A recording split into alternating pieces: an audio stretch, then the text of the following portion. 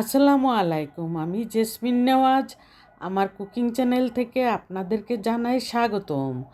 আজকে আবার আরেকটি কেক নিয়ে চলে আসলাম। এই মাসে আমার অনেকগুলি অকেশন ছিল, সেই জন্য এই কেকটা আমি বানিয়ে নিলাম। আর এই কেকটার ডেকোরেশনটা আমি সম্পূর্ণ আপনাদের সামনে তুলে ধরব। আর আমার ভিডিওটা যদি ভালো লেগে থাকে তাহলে অবশ্যই একটি লাইক দিয়ে কন্টিনিউ করবেন। আর এখানে আমি শুরুতেই নিয়ে নিলাম 1 কাপ ময়দা। 1 কাপ ময়দার সাথে 1 চা চামচ বেকিং পাউডার নিলাম, 2 টেবিল চামচ পাউডার দুধ নিলাম, আর লবণ নিয়েছি হাফ চা চামচের থেকেও কম।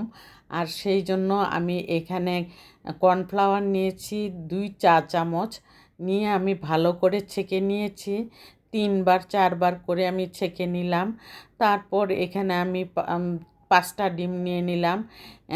এই যেটুকু ময়দা নিয়েছি এইটুকুর জন্য 5টা ডিম লাগবেই, এবং কেকটা যদি ভালো করতে চান আপনারা তাহলে অবশ্যই এখানে 5টা ডিম লাগবে।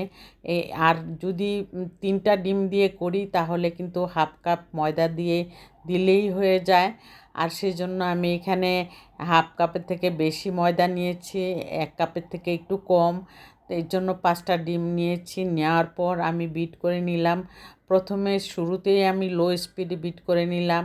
তারপর আমি এখানে দিয়ে দিলাম চিনি দিয়ে দিলাম হাফ কাপ।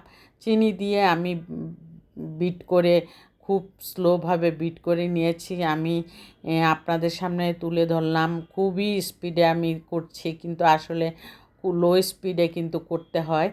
আর এরপর আমি ব্যাটারটা মিশিয়ে নিলাম। ব্যাটারটা মিশিয়ে নিয়ে আমি এখানে ওভেনে দিয়ে দিলাম 170 ডিগ্রি সেলসিয়াসে। আমি 40 মিনিট বেক করে নিলাম। 40 মিনিট বেক করলে একটা কেক কিন্তু পারফেক্টভাবে হয়ে থাকে। তার আগে আপনারা একটু চেক করে নেবেন শাসলিকের কাঠি দিয়ে।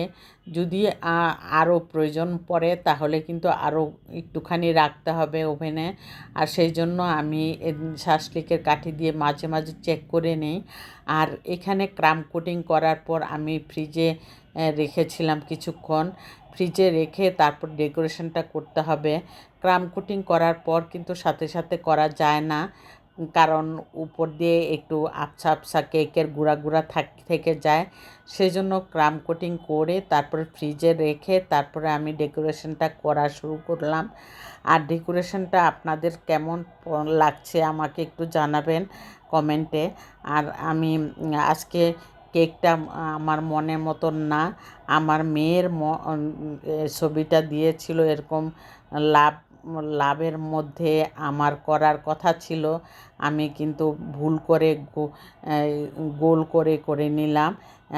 এর জন্য আমার মেয়ের মনটাও খারাপ হয়ে গেল। তারপর ডেকোরেশনটা ঠিক এমনই ছিল, কিন্তু লাভের মধ্যে করার দরকার ছিল। ও বলেছিল যে কেকটা যেটা আমাকে দিয়েছিল